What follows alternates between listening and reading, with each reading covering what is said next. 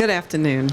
I want to start off with finding out how many of you are in the restaurant business. Anybody? You are? Do you do any type of catering? Like big, like off-site or pick-up, delivery, kind of off-site? Alrighty. Well, a little history on Pigeon Catering. My two brothers started it in 1998. Small potatoes, little deli on Airline Highway, not far from the airport, and they started doing, I'm gonna call it backdoor catering, vegetable, fruit trays, things like that, finger sandwiches. And then they kind of morphed in, got out of the retail and started focusing more on catering. So it's evolved and grown hugely. Their catering business is through the roof. It really is. It's but a lot of hard work and a lot of money has gone into, it's not just something, as you probably know, the equipment you have to have, the staff that works, it's different. But it can be profitable because you know what's going out the door. You don't have to wait for people to come in and, buy the fried chicken or the catfish or whatever. 150 portions are going out. It's just a lot easier to, I'm talking about clicker. It's a lot more, that's how it's more economical once you get established with your equipment and all that. So my background has been a destination management consultant, meaning incoming meetings and conferences to New Orleans. And the majority of that business is off-site catering in venues and such. We do restaurants, but not so much. So now I'm working with my brothers and helping, what I've learned being a DMC to increase their business through my contacts. As I was saying, it can, you can garner new business. Your restaurant might be, too many buttons. New stream of business. Your restaurant might be full to capacity and you get this catering job, which is why you have to have all new staff, staff for catering, and run your restaurant as well. But it expands your business because your restaurant's full. You can't take the business in the restaurant. You take it off-site.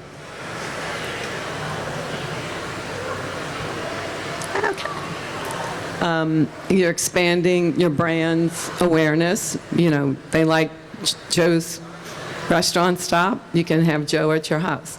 I have attended recently a party where, if you're from New Orleans, you would know Joe Impastato. He catered exactly the meal that you have in the restaurant at someone's home. It was great, all of his favorite things, and it was good to have him there. And that's another thing that people might look for, is you. They want you in their home or their venue, wherever, you become like a little celebrity. You have your customer base, and then you can grow your customer base. Like I said, it can, with planned menus, bulk prep, less waste, planned labor costs, and then it should be higher sales profit to go off-site. Then you get maybe a new customer base, that people that have eaten in your restaurant, but it's 2 people, whereas they might have you cater their event that might be 100 people. And then you grow from there, that those 100 people might hire you and come on in.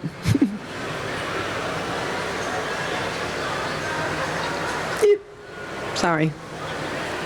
Oh, I'm not used to this, I'm sorry. I like to push the buttons on the laptop.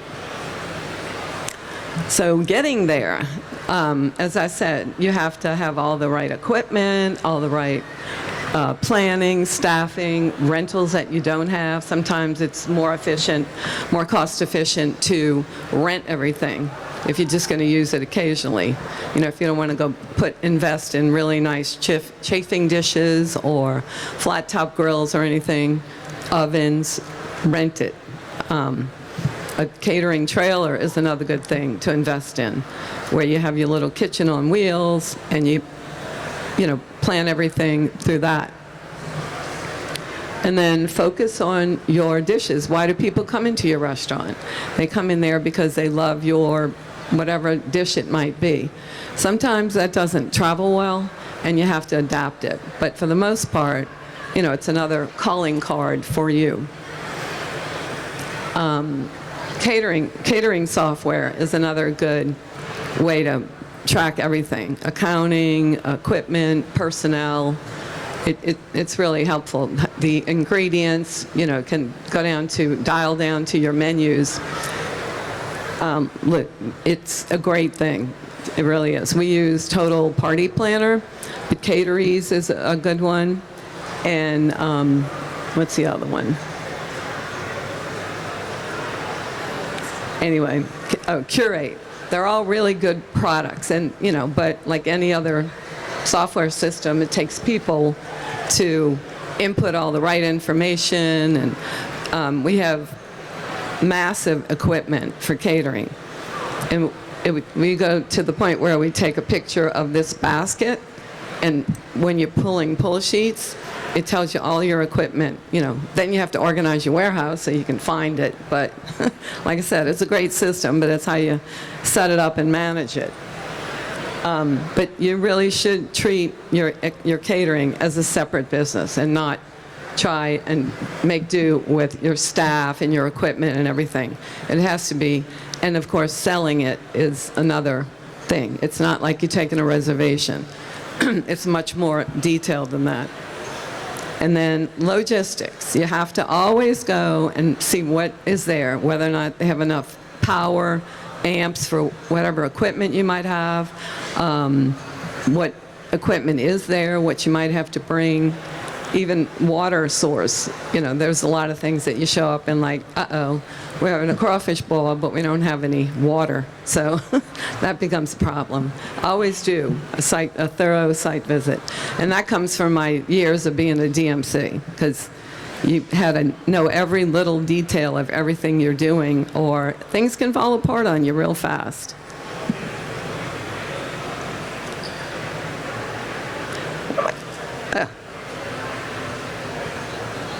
Okay, so that's some of our equipment. Those big red crates in the middle, or what we use to transport for one individual event. Chafing dishes, all the disposables, butane, propane, grills, griddles, whatever we need, it goes in all those crates. And then we put it on a pallet, shrink wrap it, and put it in the truck with a forklift, and then take it off with the pallet jack. And it's a lot, but it used to be carrying all the crates and dropping the crates, and you have glass dishes or things in there that don't make it to the event. Like I said, that's just some of our inventory.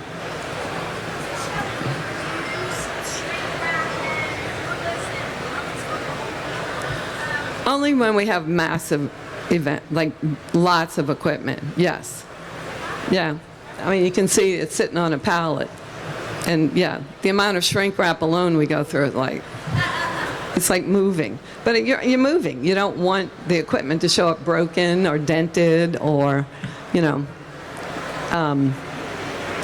But yeah, we have every chafing dish, soup tureen, baskets, platters, you name it. Then we have different levels. We have all brass and gold, and so that's what I'm saying. It really is a separate business.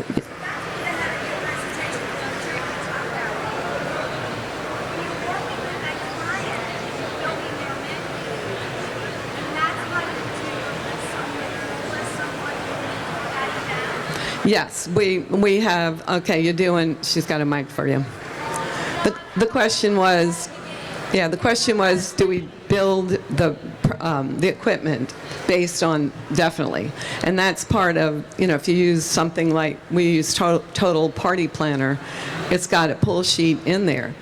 And your which is great because if you only have 72 chafing dishes and this weekend you need 100, red light goes off, you got to rent some chafing dishes.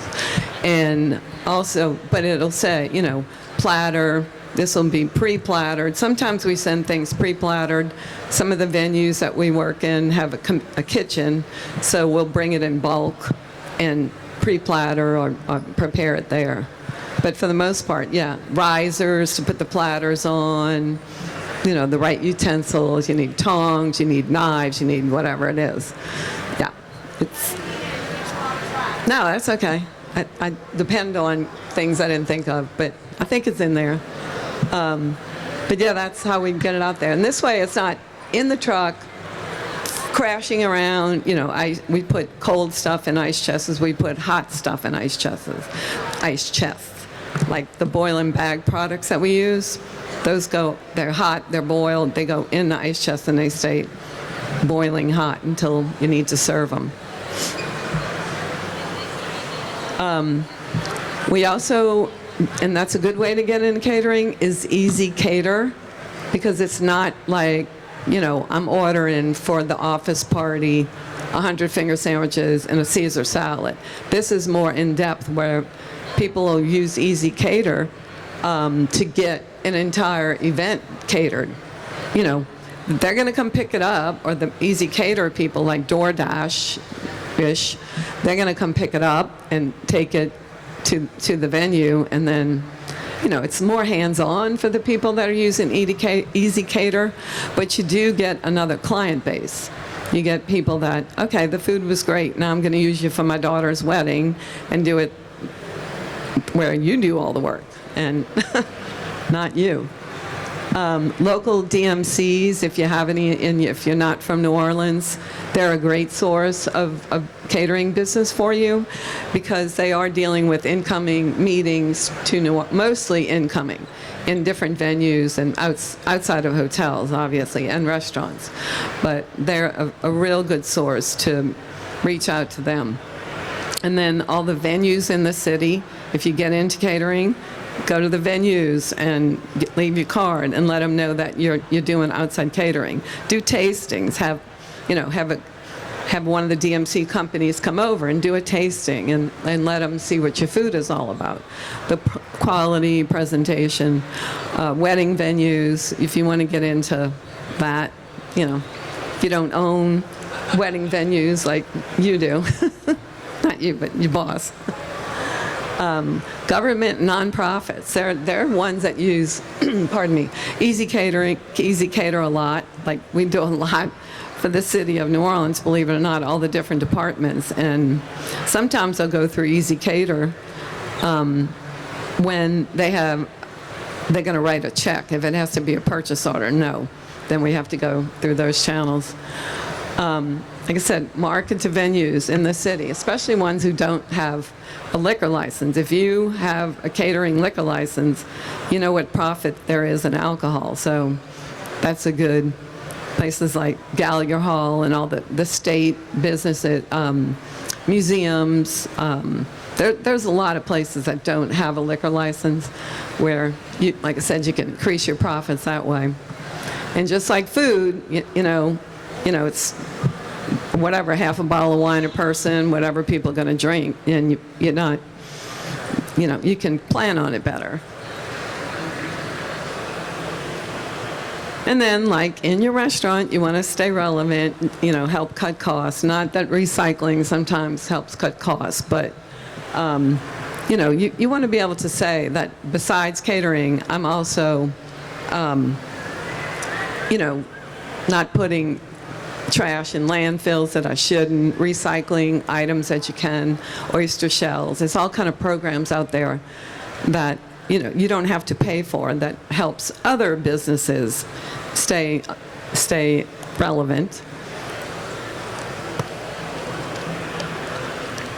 Sorry. And then things you have to think about, insurance. Do you have to have separate insurance if not in your restaurant?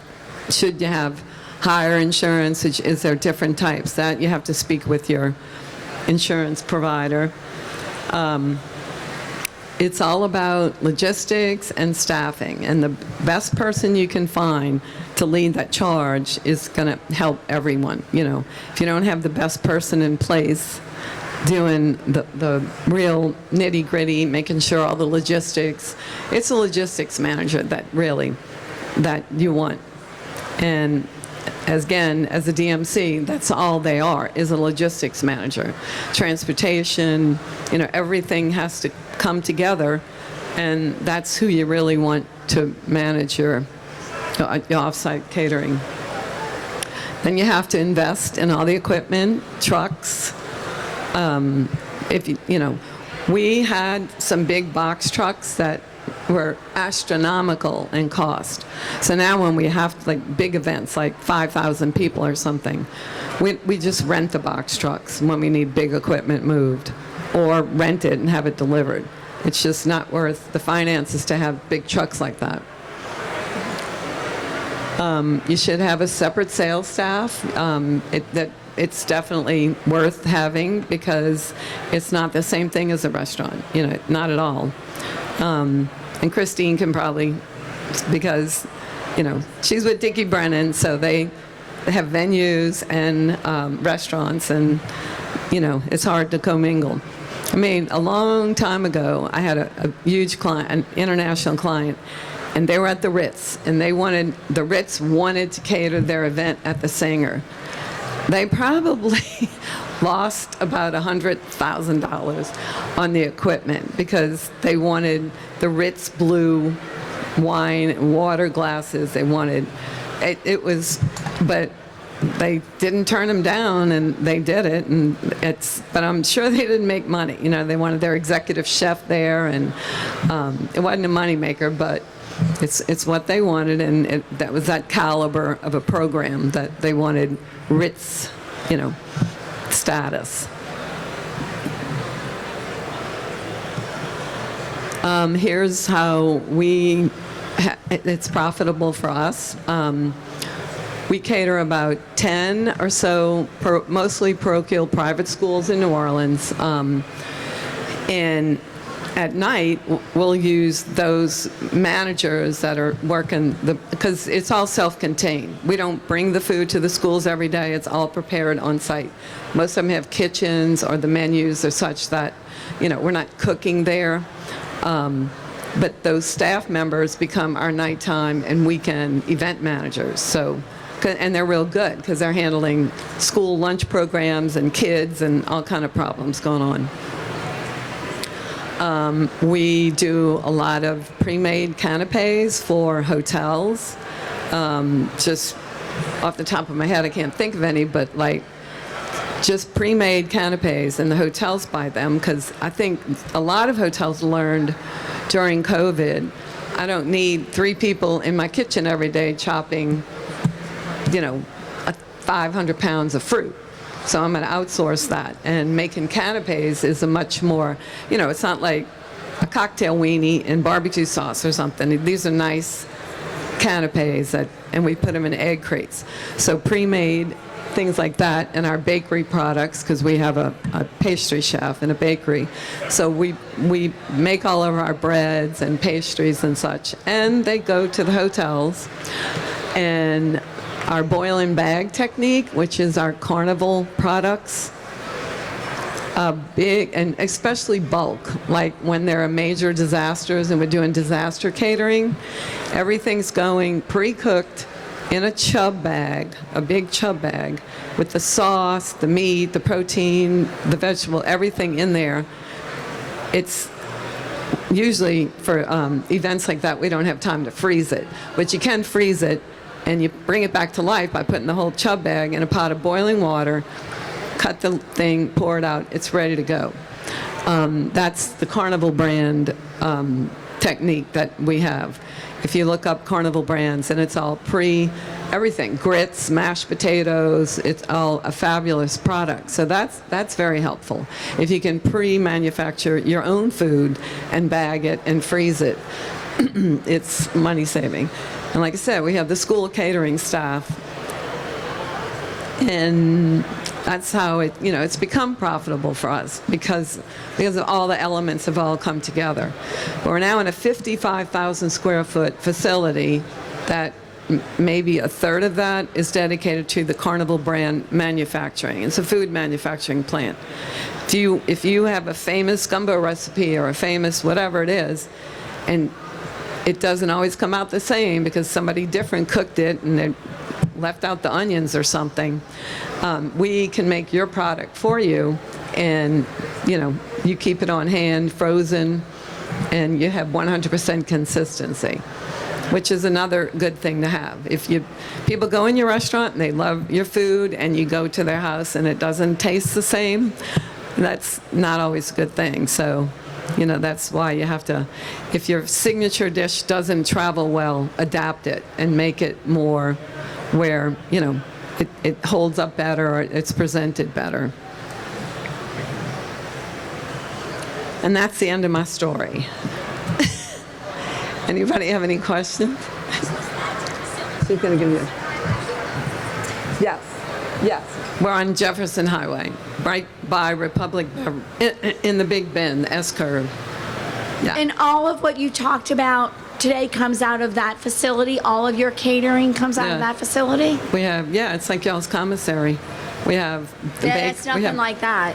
We have the bakery, we have the equipment warehouse, we have freezers, we have a refrigerator delivery dock where the product comes in and can stay there until we put it in the right freezers, and we have a USDA room where the cold sandwiches and all that.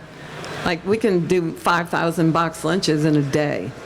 Just, like our chopper machine broke, and it took 9 people 3 days to chop the amount of vegetables that we need to go into the Carnival products in like a half a day, this chopping machine. So when you have to rely sometimes on, so we're like, you want to come chop vegetables?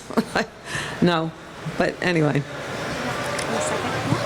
So you talked about having your own catering sales staff and catering equipment.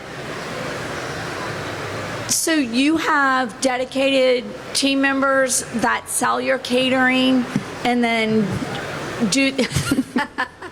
I'm one of them. And then do all the catering event management, your event management as well? No, we have a production manager who, she's the one and also coordinates with, we use Nausta for staffing. So it's like an app, and it goes out there, and anybody that's in the system can pick up a job that they want. It's like gig work almost. You use gig employees. So it's not like hey, you want to be the executive chef at this event, this event. It all depends on the kitchen schedule, what chefs we have available, but they'll pick up the jobs. Like we took over the gallery venue on Chop and Julia, and that has a full-blown kitchen. So the only thing we bring there is the boil and bag products when we need it. The gumbo, the etouffee, whatever it might be. But everything else is prepared there because we have fryers, griddle, the whole 9 yards. No freezers, but we have coolers.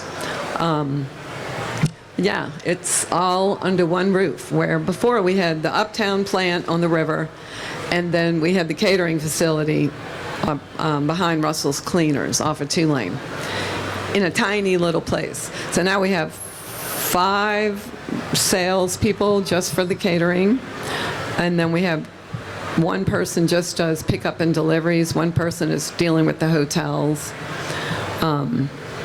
So what about your service staff? And you talked about gig working. So all of that is part-time gig work that you they farm either out? work for us or we'll use, there's this great kid, I love him to death, Gerald. He started this company called Hustle Hawks, and he's actually from Toronto. He's been here maybe a year or 2, and he hires college students that come in, and they're the bridal attendant or they're working behind a buffet. There's rarely that any of them have the bartending Like, none of them are bar staff or really waiters.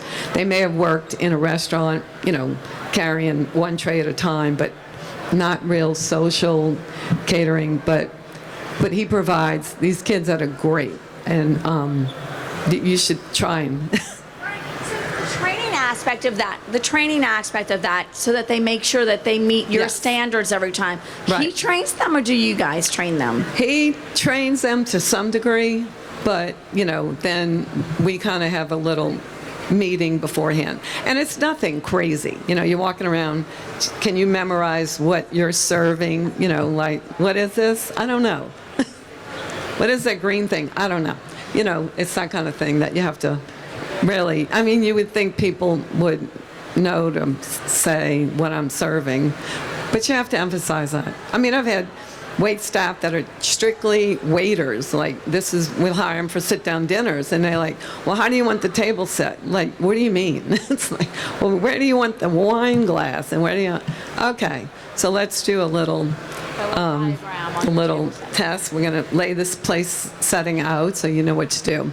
But yeah, it can be profitable, but you really have to have your stuff together before you go out the door and say, I can do this. It's not as easy as it seems. It's all about logistics. And you have to keep the cold food cold and the hot food hot, and hope that the ice chest doesn't flip over and ruin your lunch. Thank you. Well, you have the most questions. I don't have anything to give you. That's okay. I love questions. Anybody have any questions? I don't think you guys have any of you have restaurant or manage restaurants? Yeah. In town, in New Orleans? No. Lafayette. Lafayette. The Nousta app that you talked about, Nousta. is that how you get other employees? That for is, events? yes, we use that, and you have had to have work for us to be in this system. It's mostly people that are working in the schools, or people that pick up jobs when they want to work. We have a bunch of retired, like older, school teachers, that kind of thing, that want to work when they want to work, and they'll pick up the job they want to do. If it's just stand there handing out cotton candy or something, it's something, they'll pick up what they want to do. We do a lot of crawfish boils, we do a lot of barbecues and things like that, more in the summer, corporate things. So we're kind of very well-rounded, seated dinners at the Singer Theater or the Gallier Hall. And like I said, we got the hotel catering, not catering so much as supplementing and doing the labor for what, and lots of box lunches for a lot of the big hotels. But you have to have the staff, a long time ago, when my brother said that little place on Airline Highway, my mother, who's like, I wanted to gourmet, make everything gourmet. They're doing like turkey club sandwiches. Well, she puts a sprig of rosemary on the plate, and this guy comes up. I think there's a Christmas tree needle in my sandwich. Can you feel? So anyway, we decided the deli on Airline Highway was not the place to experiment with gourmet food. But anyway, it's been, I wish one of them could be here to talk about, but they don't like public speaking. So, but it's fun. It's a family business. There's about 8 or 9 of us in there that are all related, so you have to not say some things. I'm just going to keep my mouth quiet. I'm sorry? Grab-and-go market there as well? Wait, what? Do you have a market? Yeah, we do. We have a market. It's mainly because when people are picking up orders and such that they're in there, we have wines and we have grab-and-go sandwiches, and mostly sandwiches and salads and things like that. We also do a healthy, can't remember what it's called, but it's like, it has all the caloric content on there, the fat and everything. It's for Oshner. So it's like an eat fit thing. Yeah. And it's really good. And it's not expensive, so you can come in there and pick that up. Like a strawberry spinach salad with feta and walnuts, and it's like $6, you know? Can't beat that. I know. Can't go to McDonald's for $6 and eat healthy. Any more questions? Anybody? No? Well, good. Thank you.